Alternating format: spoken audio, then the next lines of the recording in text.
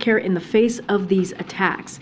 She will talk about what's at stake for millions of women across the country, and most importantly, the need for Congress to codify the protections of Roe into law.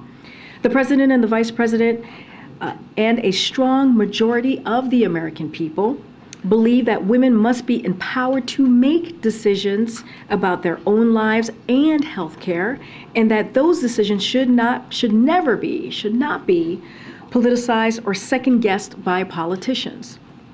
Unfortunately, that is exactly what Republican officials are doing in Congress.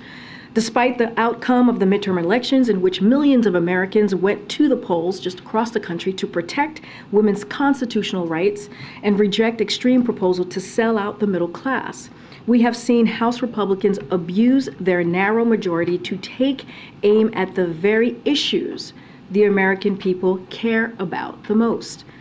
In addition to attacking women's health care, we've already seen House Republicans try and undercut the progress President Biden has made rebuilding the economy from the bottom up and the middle out.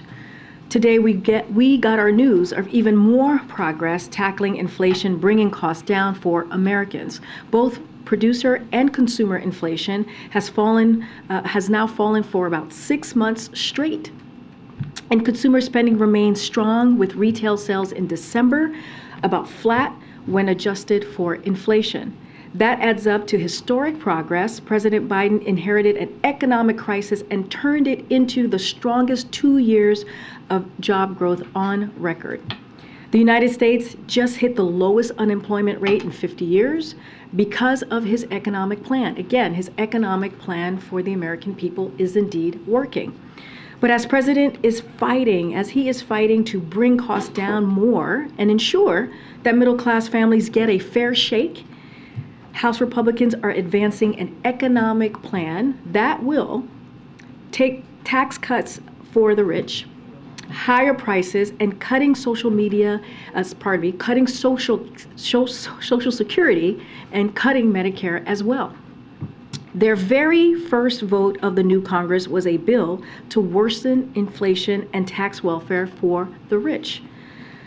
They want to impose an unprecedented tax increase on middle-class families in the form of a 23% sales tax in order to provide even more tax giveaways to the super rich and big corporations.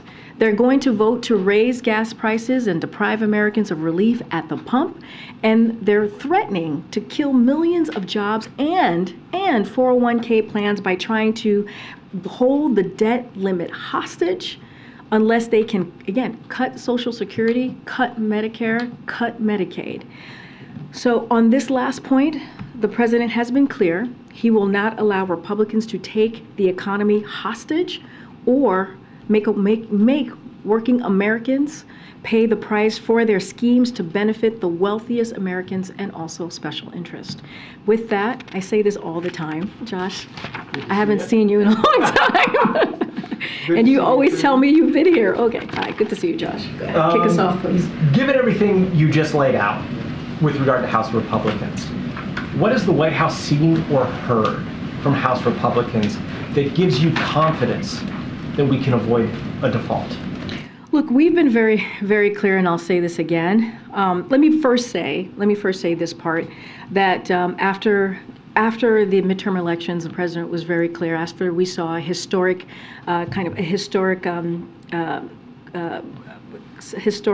when it comes to a Democratic president in 60 years being able to have a successful midterm. When you look at what we saw in the Senate and we look at the red wave that never happened, the president said, the American people spoke very loudly and very clearly. They want to see us work in a bipartisan way. So the president wants to do that. He's looking to do that. But also, when you think about the debt limit, it is, we've been very clear. The debt limit has been something that has happened 3 times. If you look at just the last administration in a bipartisan way, it is something that should be done without conditions. We should not be negotiating around it. It is the duty, the basic duty of Congress to get that done. And so we're just not going to negotiate about that, because again, it was done under the last president. It was done 3 times, again, in a bipartisan way. There is no alternative to Congress' responsibility here to address the debt ceiling. Treasury makes millions of payments each day. Their system is built to pay our country's bills on time. It's not set to make the United States delinquent by paying our bills. There is a reason that Treasury secretaries of both parties, if you think about it, and if you all remember, rejected this incredible, risky, and dangerous idea that has never been tried before. So it is essential for Congress to recognize that dealing with the debt ceiling is their constitutional responsibility. This is an easy one. This is something that should be happening without conditions. Just to make sure I understand, do you think House Republicans in this Congress see their responsibilities the way that you just outlined? They should. I just laid out why they should feel the responsibility. And I talked about this yesterday. I quoted the Chamber of Commerce said it would have catastrophic economic consequences. A former economist to Republican Senators Rob Portman, Marco Rubio, Mitt Romney called it a really bad idea and disaster.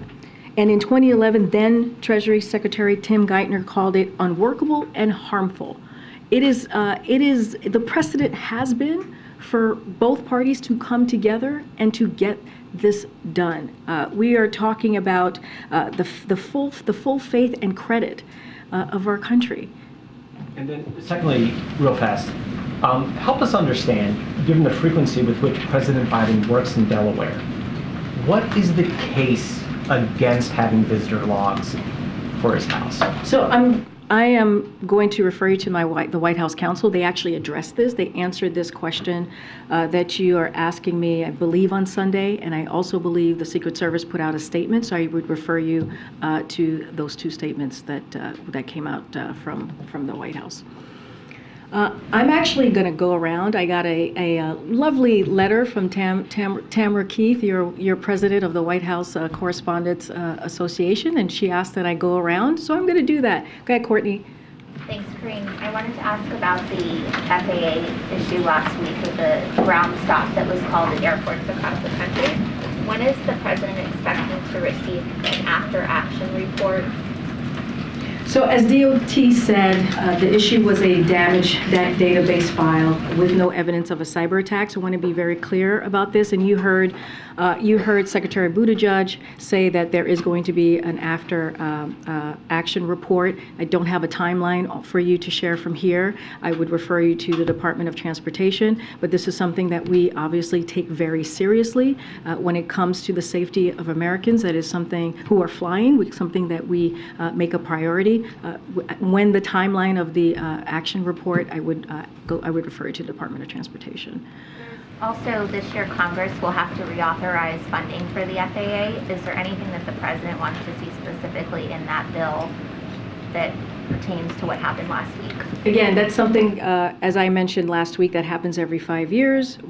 This is the time that we're going to see Congress act on this. Don't have anything to share on specifics. Again, as you know, this is something, as I just mentioned, when it comes to the safety of American people, this is something that is a priority for us. We want to get to the bottom of what occurred just days ago, not too long ago. I don't have any specifics on the action that Congress is going to take. I'm going to go way to the back. Go ahead, Wes?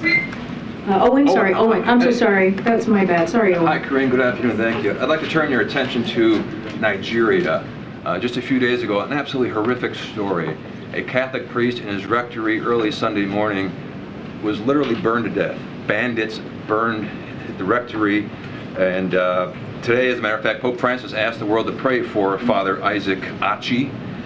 Question 1, 2 questions here. 1, will the Biden administration forcefully condemn acts of violence against Christians in Nigeria? So let me just say we are saddened by the senseless killing.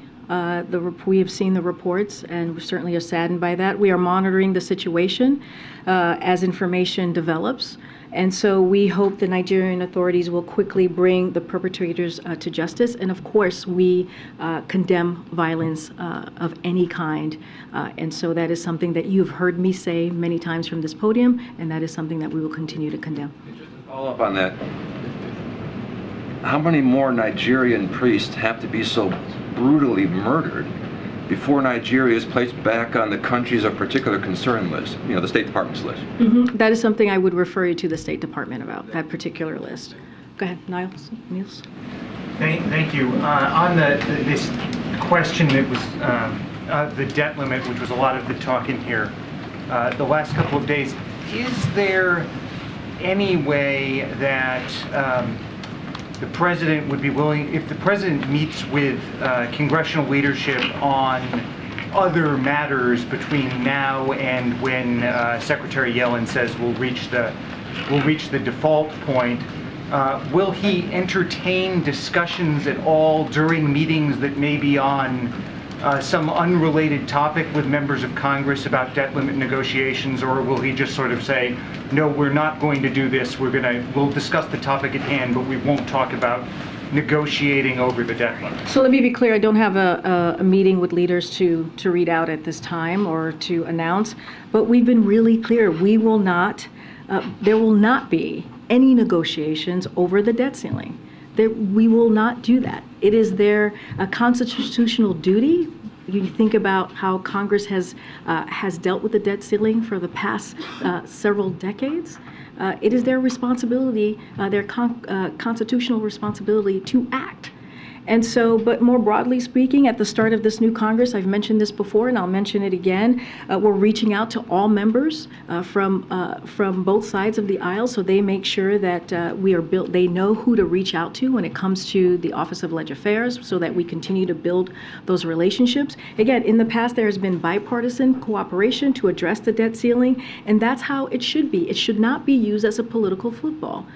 That is not how we should be moving forward here. Our outreach is deliberate to ensure Congress knows that the debt ceiling must be addressed, again, without conditions. But always, I'm not going to read out any specific meetings or I don't have anything else to read out about the president meeting with leadership. Can I just follow up on something that Courtney just asked, actually? Senator Schumer says that the FAA administrator nomination is going to be a priority in the coming weeks. Are there, and I understand that's a priority for the president as well, do you have any other priority nominations that you would like Senator Schumer and the Senate Democrats to take up first? So let me just say we certainly welcome and appreciate Senator Schumer's supportive comments this weekend, as you just mentioned, and look forward to working together to confirm Phil Washington specifically as FAA administrator. Let me just add that FAA, as I just said to Courtney, is a key agency with crucial safety mandate, and the president has nominated an experienced, qualified candidate who currently runs one of the busiest airports in the world to lead the agency. And so we will continue to work with Senator Schumer, Senator Cantwell, and others to seek the swift confirmation. So clearly that is important to us. Look, we're going to continue to, as I talk about the swift confirmation, not just of the FAA administrator, but many other crucial, high qualified nominees to serve across the administration. And we will be renominating a number of officials in the upcoming weeks. And when we have updates to share, we certainly will share that. Okay, go ahead, Tia. Go ahead, Tia. You mentioned Vice President Harris is going to speak up on the anniversary of the overturning of Roe v. Wade. Is the administration going to announce any initiatives or policies for protecting abortion access, particularly to women who get their pills by mail? So let me just say the administration has taken actions with our limited authorities to expand access to care. The president has issued 2 executive orders. You've heard myself talk about it. Jen Klein from the Gender Policy Council has been here to talk about the executive orders that the president has put forward. It is to safeguard access to abortion and contraception, ensure that everyone has access to health care free from discrimination, defend the right to travel across state lines for medical care, protect the physical safety and security of clinics, providers, and patients.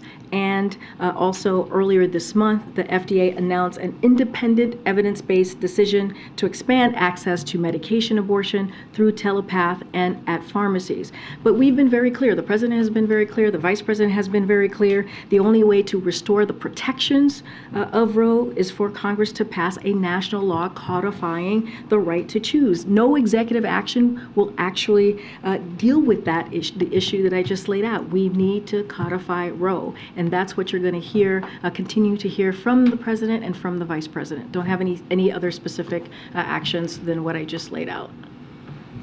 Okay, who else? Todd. Thank you. On the president's visit to the border last week, is there any follow-up, any new policies? Has he spoken with Governor Abbott to follow up on the governor's request? I don't have a conversation or a call to read out. I do want to say I've been asked about if we've seen an impact from what the president laid out a couple of weeks ago of what the actions that he was taking at the border. I want to say that we are seeing some impact. The numbers of migrants arriving from those countries are low, and we look forward to sharing more once we have more data to go off of. Additionally, the first individuals authorized to live and work legally in the United States under the expanded program started arriving just last Tuesday, within 5 days after the launch of the program. Hundreds more have been vetted and approved for travel and can book a flight to the United States to arrive on time. But I want to be very clear. Again, we need Congress to take action. The president has done what he can, from the executive, from the White House, but what we're seeing is Congress still refuses to act. The president is going to use every tools available, as you have seen him do these past 2 years, to manage a mass migration event impacting the entire Western Hemisphere, but not only just one city, right? We've seen it just across the board. So he's taking the steps. He's going to continue to take this very seriously when we think about the border security. But again, Congress needs to act. Republicans need to act. And if they really care about this issue, this is an opportunity to reach across the aisle and work with us on this. Okay. Yes, ma'am. Oh my gosh. Go ahead. Thank you, Karine. Yeah. I want to reference an interview that President Biden did in mid-September with 60 Minutes. And in that interview, he chided former President Trump for having in his possession classified documents. He called it irresponsible. First of all, do you think it was proper for President Biden to comment on an ongoing DOJ investigation?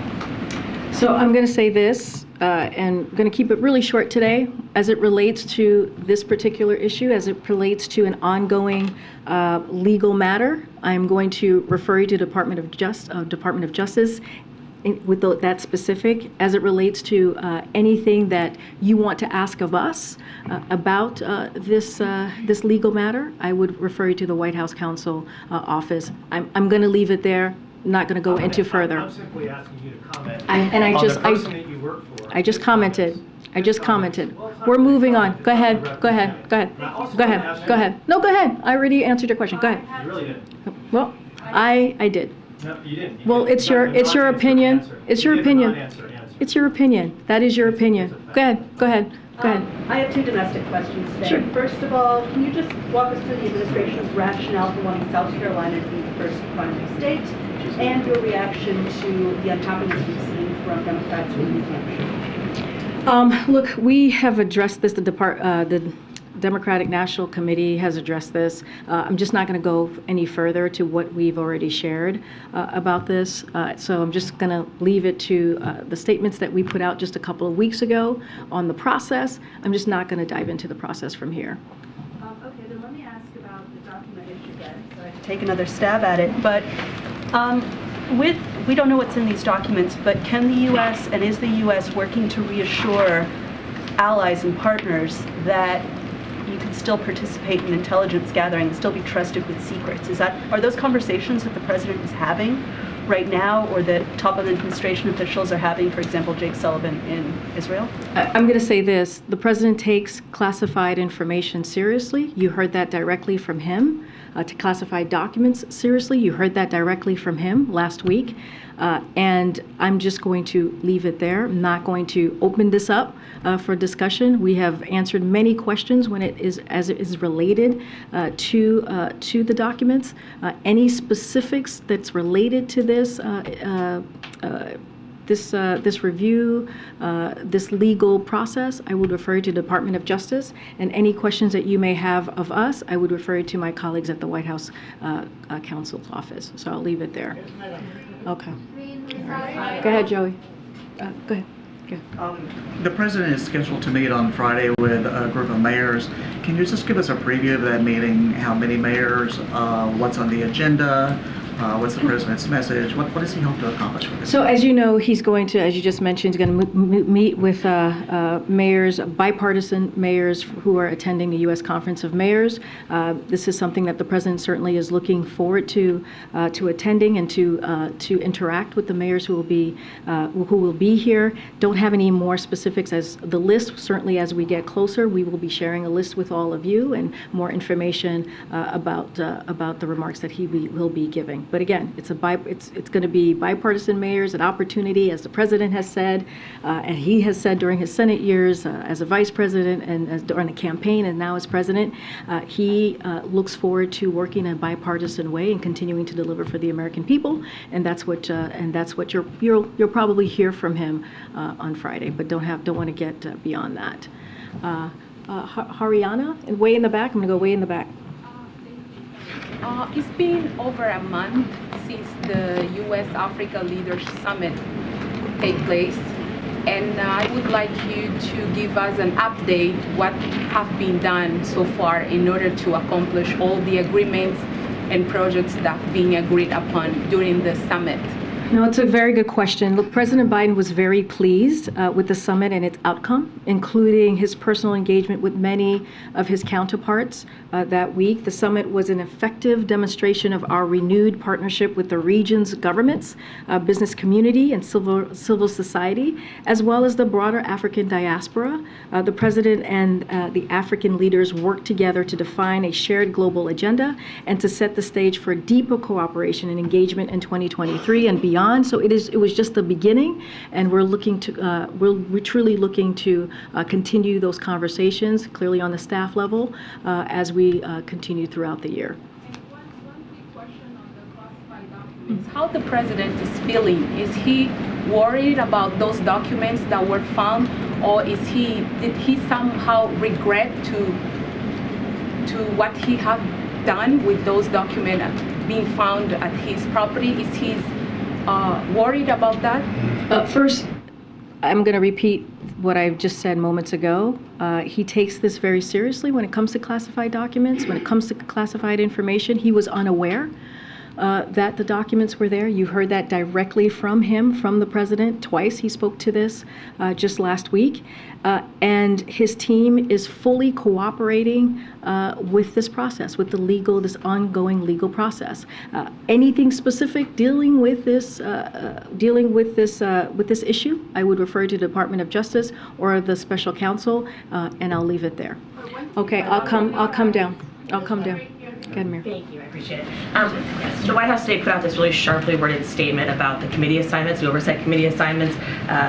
Marjorie Taylor Greene, Representative Gosar, Representative Boebert getting these assignments on the Oversight Committee. The statement said, handing the keys of oversight to the most extreme MAGA members in the Republican caucus who promote violent rhetoric and dangerous conspiracy theories. Given this statement, does the White House view the Oversight Committee as even legitimate? So look, I've been very clear, and I just said this moments ago, the president intends to work with both parties in good faith, if they choose to, and make more progress on behalf of the American people. He has said this, we will continue to say this. But unfortunately, to your point, Mary, on some of these key committees, it appears that House Republicans have handed over the keys to the most extreme MAGA members of the Republican caucus. This is what we're seeing from the other side of Pennsylvania Avenue. These are members who have promoted violent rhetoric and dangerous conspiracy theories, including suggesting violence against political opponents, trafficking in anti-Semitic lies, and defending and downplaying a violent insurrection against our democracy. Many of you covered what we saw on January 6, 2021. And so Republican leaders should explain. They should have to explain, not us. They should have to explain why allowing these individuals to serve on these committees and come clean with the American people about the secret agreements, the secret deals that were made with these extreme MAGA extremists that are currently in the House. And so that is something for them to respond to. That question goes to them.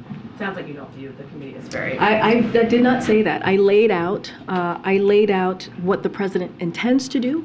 I laid out what unfortunately, what the actions that they have taken, how unfortunate it is to basically hand over the keys to some of the most extreme people in the Republican Party, the MAGA, ultra MAGA Republicans, and what they've done.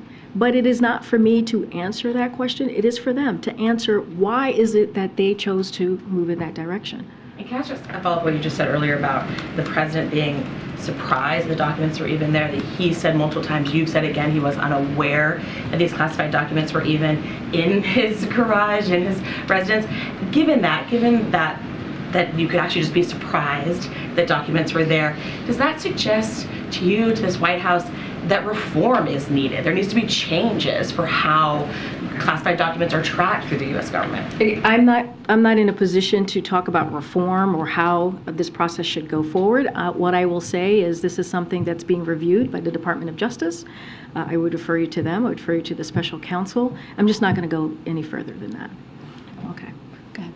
Ariel. Thank you so much. I would have two questions. One is Ukraine, one on the economy. On Ukraine, the Wall Street Journal and the German newspapers, the Deutsche Zeitung, are now reporting that the Germans won't provide tanks for Ukraine unless the US does exactly the same. So this seems to be a kind of deadlock situation here. What's the administration doing about it? So I was asked this question yesterday. When it comes to the US, we're in constant communication with Ukraine, and will continue to provide them with what they need as they defend themselves against Russian aggression and against this brutal war that we have seen from Russia for almost a year now.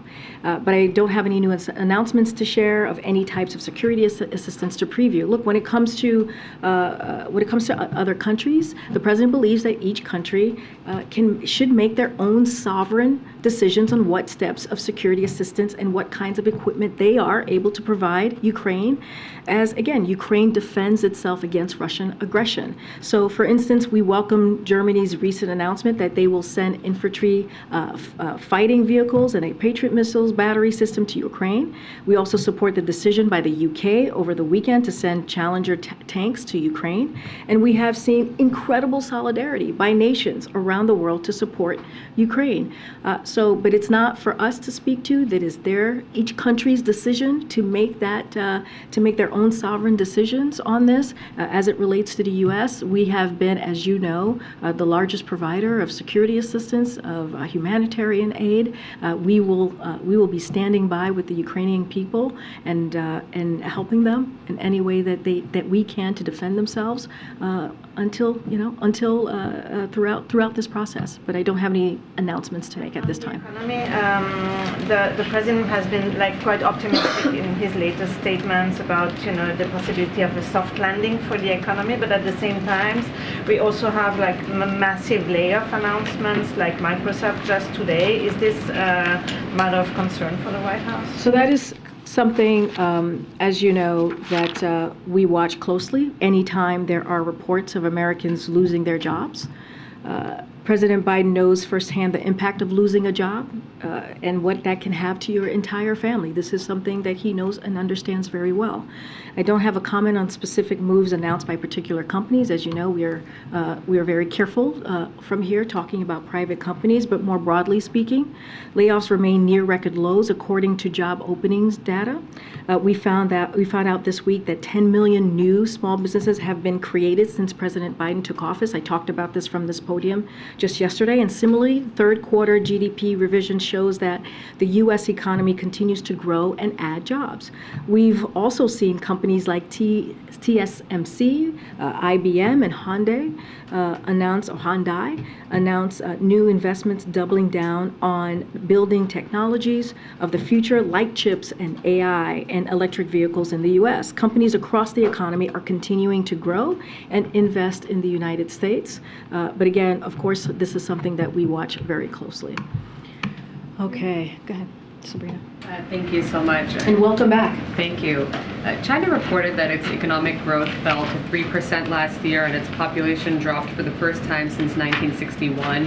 Is the administration concerned about China's relative economic weakness, and do you think that this raises the likelihood of an economic downturn in the U.S. and the global economy this year? So look, I'm not going to comment on how China handles its own economy, but what we are focused on is our approach, which has to ensure that the United States economy remains resilient. And that's the president's focus. And when we're talking about resilience, we're talking about resilience in the face of global challenges and has helped spur a historic recovery. That is what we have seen in this president's first 2 years of his administration. We'll continue our work to make progress on reducing prices and investing in our infrastructure, manufacturing, and clean energy economy. And so we, of course, monitor all global developments and will continue to stay in touch with our partners, allies, and key market sectors, including China. As you have seen, Secretary Yellen is in China, and she's going to be meeting with China's vice president on Wednesday, which is today. And so, again, she's there currently right now in China. And there have been more allegations about Congressman George Santos's misuse of finances. Of course, this is in addition to him fabricating key details of his background while running for office, prompting more calls from both parties for his resignation. Just wanted to check back in. Does the White House think he should resign? So look, we've said this before, and I think I said it probably the first few days of this new Congress and this new year, which is it is up to the Republican conference who have to decide what they owe the American people. It is their decision to make on what it means, what they see as it relates to the terms of standards and service. They have to decide that. It is their conference. He is part of their conference, clearly. But sadly, we have seen that they feel they owe the American people when it comes to standards by the actions that they have taken on this particular individual. Look, just looking at the committee that he has been assigned to when it comes to Biden's economic plan, and when it comes to the announcement that I made yesterday, when it comes to small business, we have seen a business application with over 10 million new small businesses created under this leadership. And so the president takes that very seriously. He takes making sure that we're building an economy from the bottom up, the middle out, very seriously. And you see that in every part of his policies and every economic policy that he pushes forward.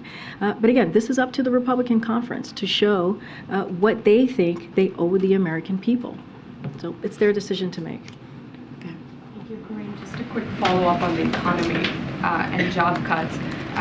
Amazon announced 18,000 job cuts today. Microsoft announced 10,000 job cuts today. All these thousands of job cuts are coming on top of tens of thousands of jobs being cut across the tech sector and across sectors in corporate America. Obviously, the White House and the administration, like you just pointed out a couple of minutes ago, still believes the economy is resilient, does not expect it to slip into a recession.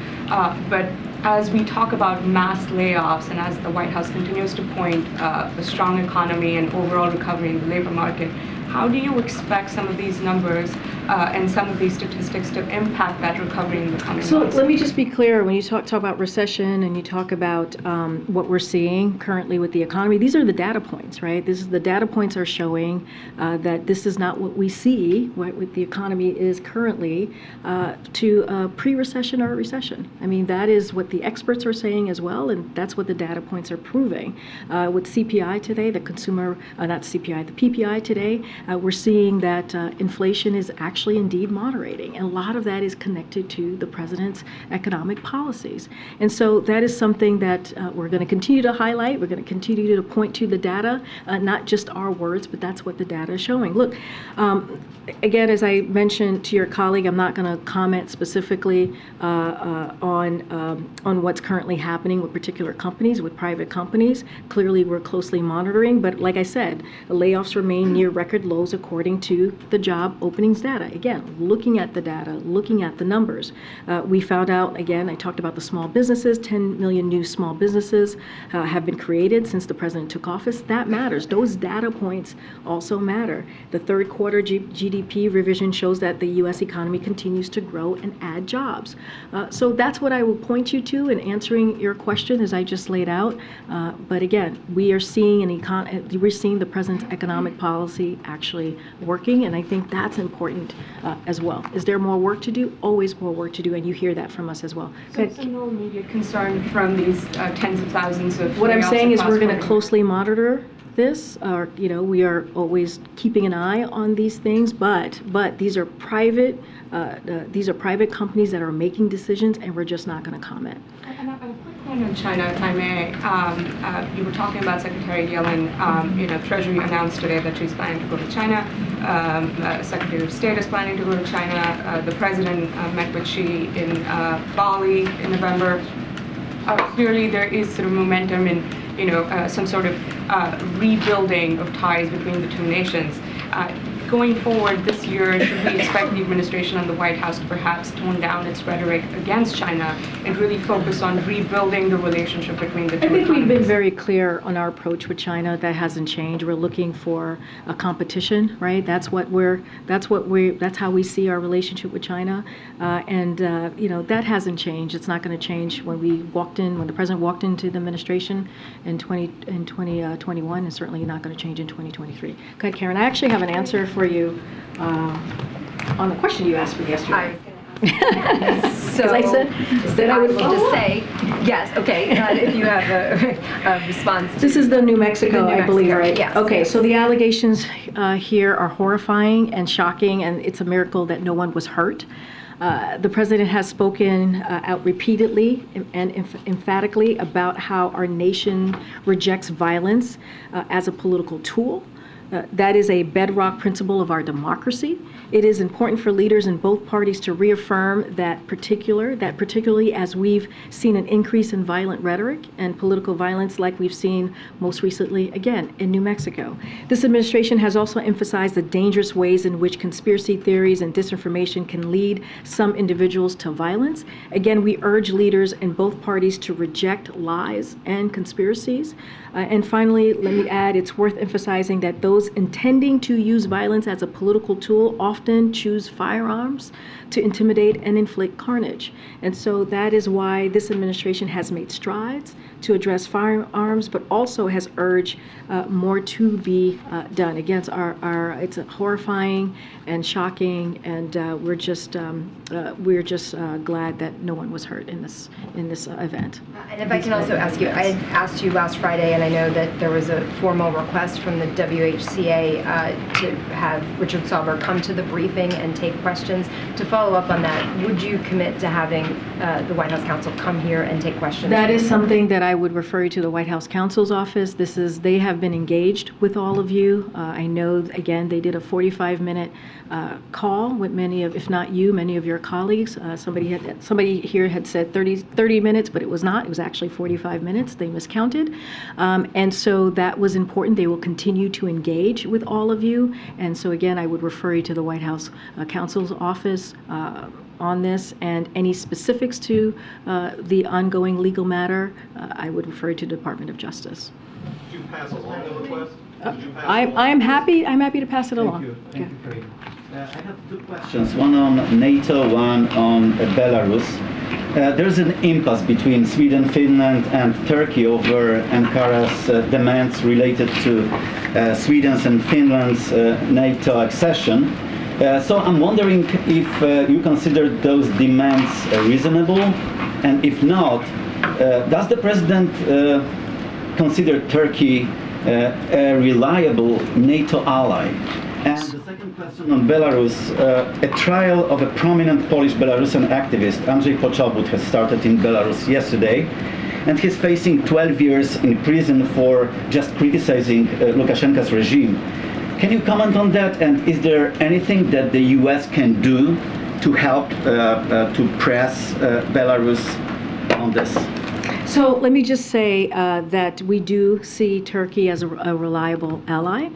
So I'll answer that question that you just asked me. Anything specific about the agreement and what's currently happening, we would refer you to the Turkish government to speak on their own position. That's not something that I will do for them. I would not speak for them here.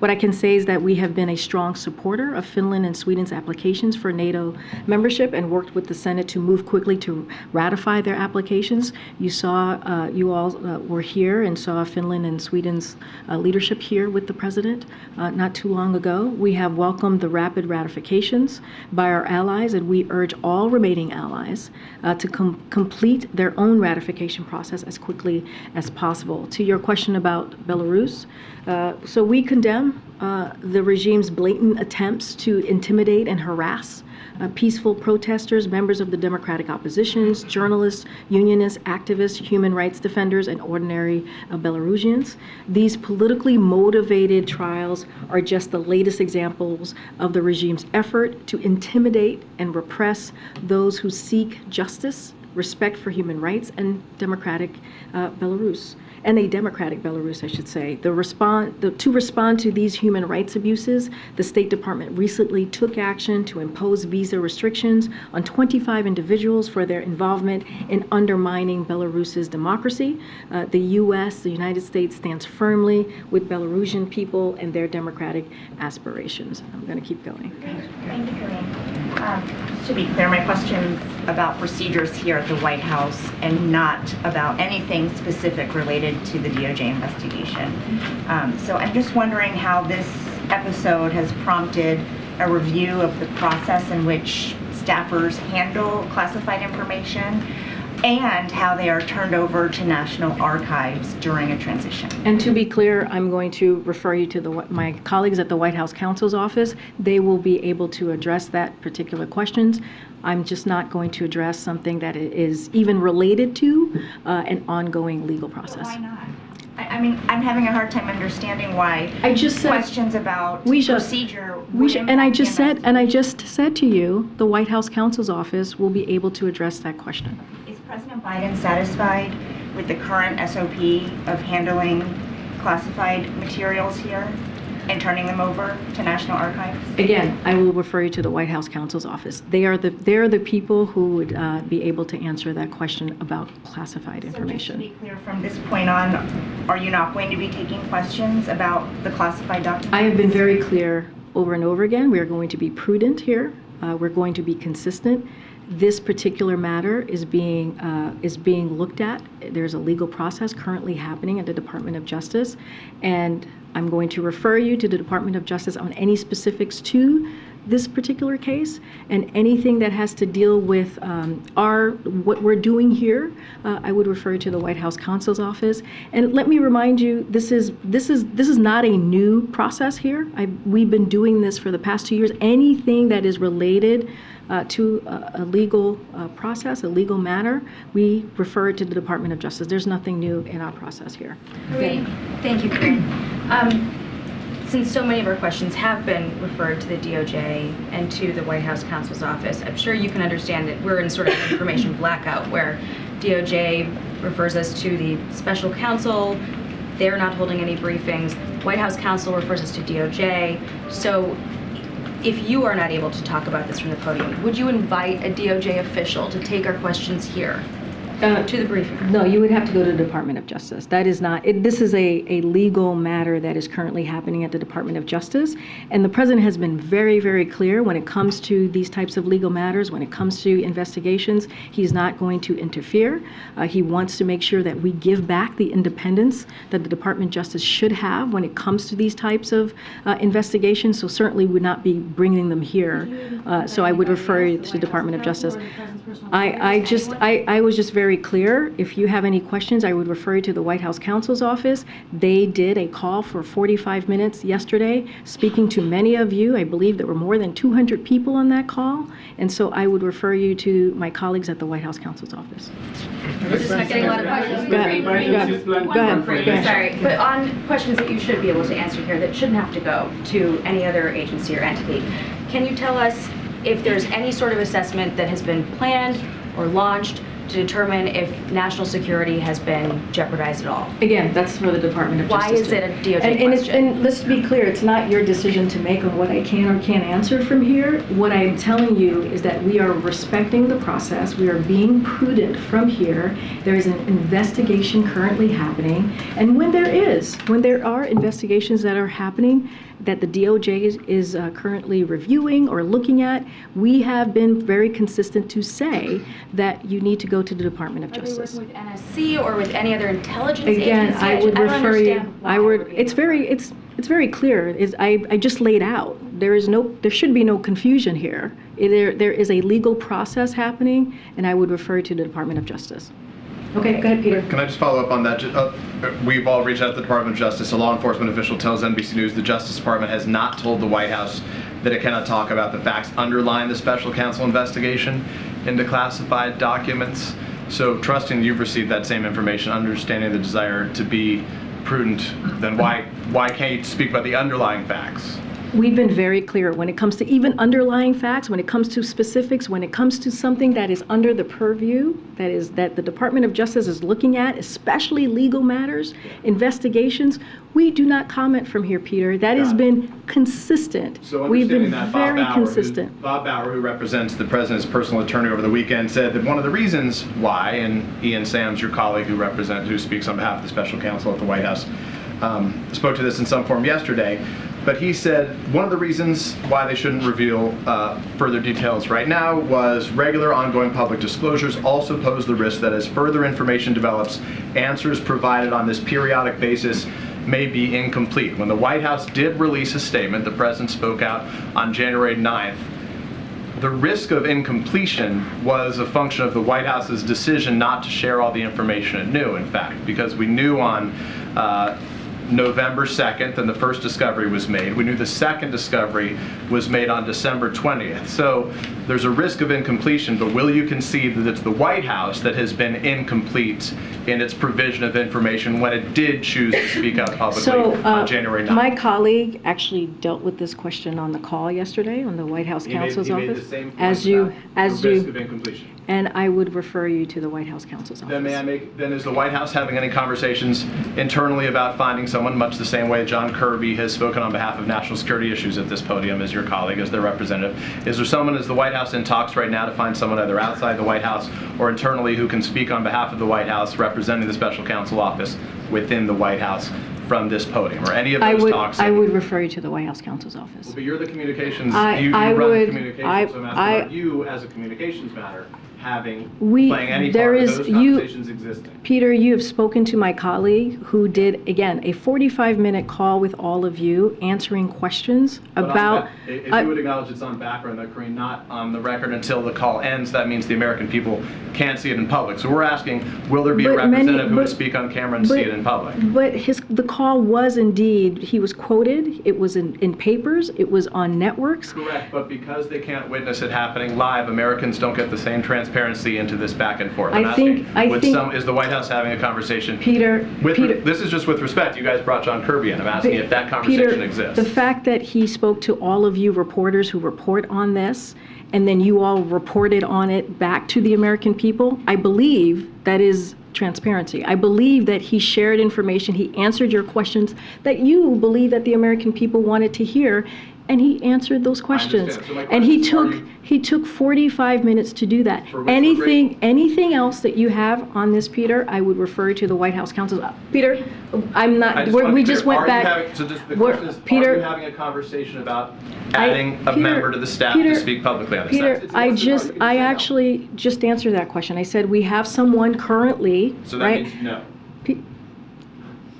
We have someone currently who answered your questions for 45 minutes on a call and took your questions. Yes. Took your questions about this particular issue. Correct. He will continue to do that.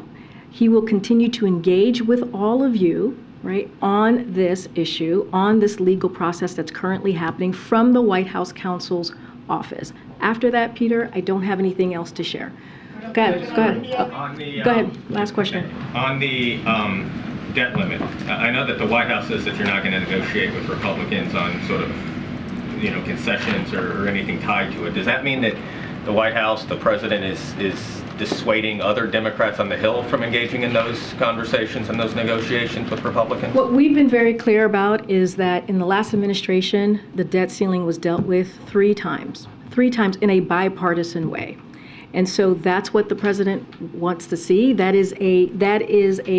is their constitutional duty for Congress to deal with this issue. And again, it's been done in a bipartisan way, and we should not put the full faith and credit of our country and take it hostage, right? We should not do that. And so that's what we've been very clear about. It's been done in a bipartisan way the last 3 times under the last administration, and that's what we want to see. So just to be clear, Democrats and Republicans in a bipartisan way reach an understanding, reach an agreement as it relates to the debt limit. The president would accept that. We've been very clear. There should not be any negotiations around here. We should not be stepping around dealing with the debt ceiling. We've been incredibly clear here. This is an issue that is a constant, the basic duties of Congress to take care of, to handle. And so we're going to continue to say that. We're going to be very clear. It should be done without conditions. Thank you, everybody. President Biden prepared for response to be his legacy when it comes to Rich Alconis.